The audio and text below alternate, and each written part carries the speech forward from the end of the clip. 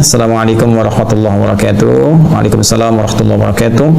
Saya sudah berusaha untuk mengikuti program menghafal Al-Quran seperti yang Ustaz diajarkan. Alhamdulillah, semoga Allah berikan pahala terbaik dari segala usaha yang telah Ibu sampaikan dan usahakan. Namun saya lamban dan sulit hafal serta mudah pula lupa.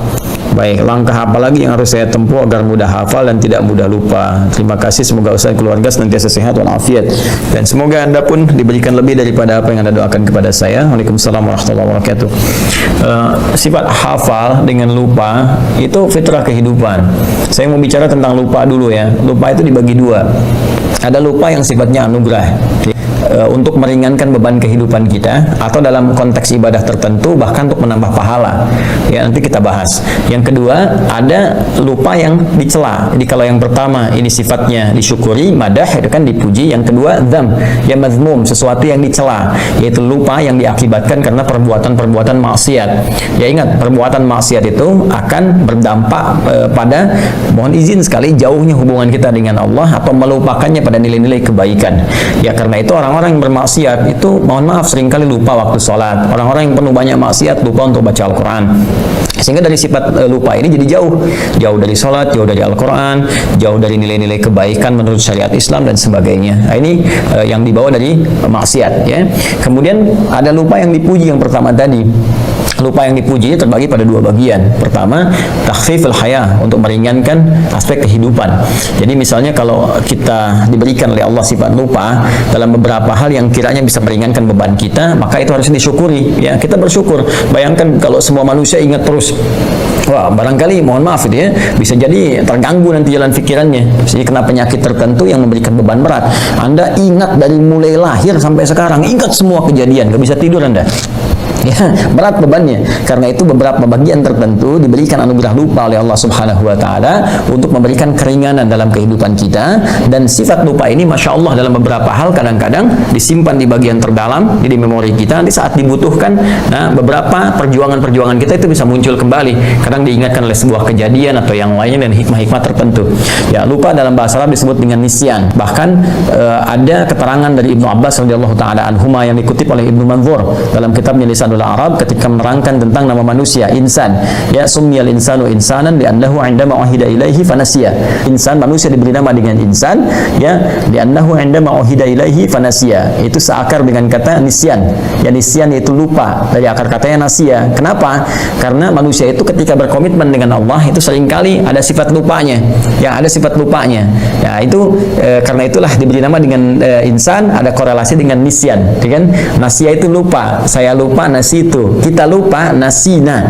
Maka dalam konteks kehidupan kita berdoa, Rabbana la tu'akhirna in nasina au akhtana. Ini jenis lupa yang pertama. Ya Allah, jangan biarkan kami ya Allah ketika kami lupa itu kami berbuat salah gitu. Dengan lupa kami salah. Nah, itu konteks yang tadi saya sampaikan dalam keterangan saya yang pertama. Ada lupa yang cenderung mengarah kepada maksiat. Ada lupa yang sifatnya anugerah yang tadi saya sampaikan ya, untuk meringankan beban kehidupan. Atau yang kedua, menambah nilai pahala dalam konteks ibadah tertentu. Contohnya apa? Al-Quran.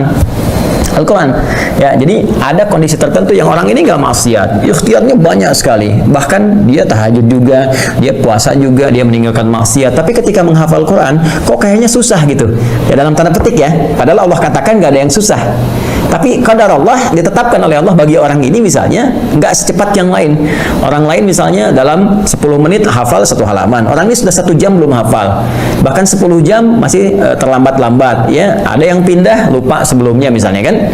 Apa di antara hikmahnya? Ternyata di antara hikmahnya itu rahmat Allah Subhanahu wa taala, di antaranya untuk memberikan tambahan pahala kepadanya dengan mengulang apa yang telah dia tadi usahakan untuk dihafal. Jadi makanya menghafal Quran itu sering saya katakan bukan berapa banyak hafalan yang dikumpulkan, bukan berapa juz yang telah dihafalkan, tapi berapa banyak ikhtiar kita untuk menghadirkan Quran itu hadir dalam jiwa kita ya, berdasarkan kemampuan usaha kita. Jadi yang dilihat oleh Allah, yang dinilai itu adalah ikhtiarnya, bukan berapa juz yang telah dihafalkan. Ya, kalau berapa juz yang telah kumpul itu yang menjadi pahala, rugi kita. rugi. Tapi betapa adilnya Allah memberikan ikhtiar manusia sebagai ukuran pemberian pahala kepadanya.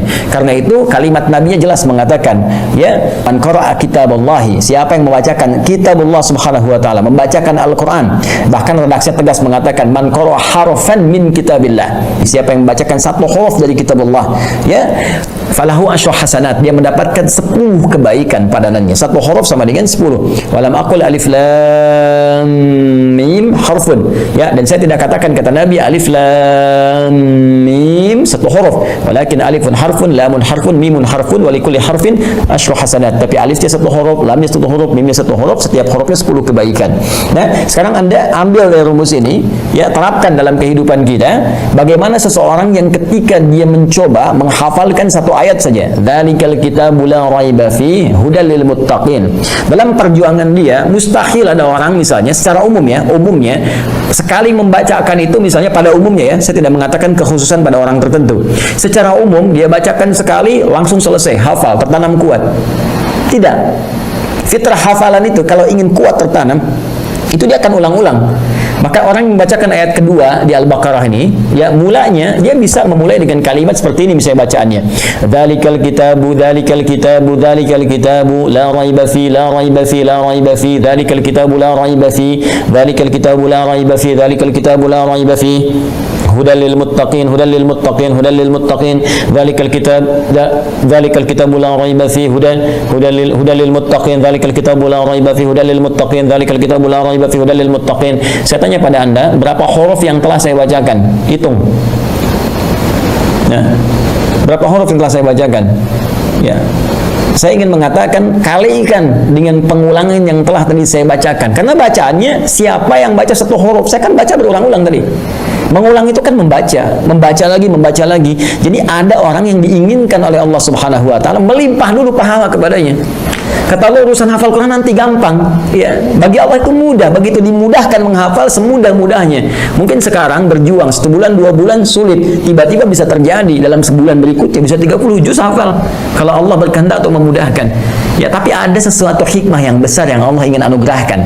Ya, kadang-kadang limpahkan dulu pahalanya. Bukankah semakin banyak pahala, semakin peluang mendapat rahmat Allah itu tinggi, paling minimal nutup dosa. Ya kan?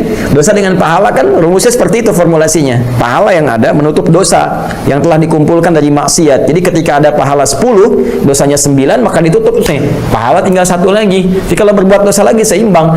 Ya, karena itu ada rumus cepat yang cerdas dalam beramal adalah kerjakan amalan-amalan yang sekiranya mudah dilakukan tapi pahalanya banyak. Baca Al-Quran itu diantaranya. Begitu Anda bacakan Al-Fatihah aja, ya, Al-Fatihah kan 7 ayat, kalikan berapa huruf? Ya, 17 kali baca dalam sehari, itu berapa pahala dikumpulkan? Kalikan 10 lagi paling minimal. Nah, jadi ketika Anda menghafalkan Al-Quran, berita baiknya adalah paham dulu rumusnya.